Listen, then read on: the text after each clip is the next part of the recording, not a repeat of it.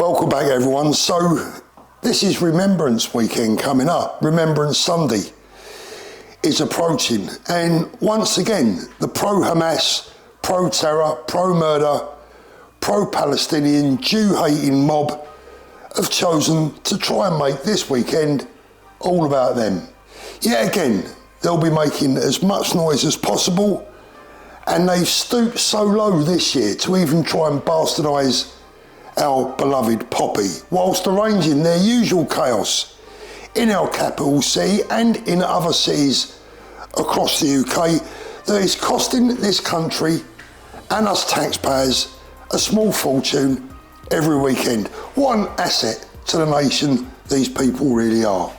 And what a class act they are too.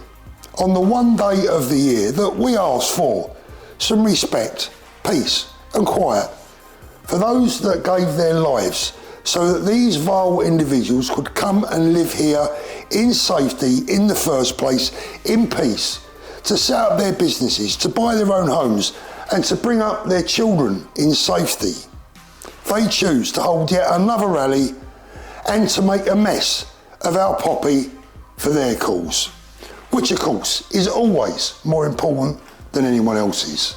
Is it any wonder that the vast majority of us Brits hold these people in complete and utter contempt with their childish rhyming songs, their silly drums, led by their pot-smoking, middle-class, smelly teenagers without a single day's work between them, and half of them wouldn't even know where Palestine is, let alone recognise the terrorist organisation that runs it. Their ignorance is simply astounding. And actually, I've come to the conclusion that this has actually very little to do with the genuine Palestine cause, and it has nothing to do with their conflict with Israel. This is just hate on our streets, let's call it out for exactly what it is. This is nothing less than anti-British, anti-Christian, anti-Western, and most importantly, anti-Jewish loathing.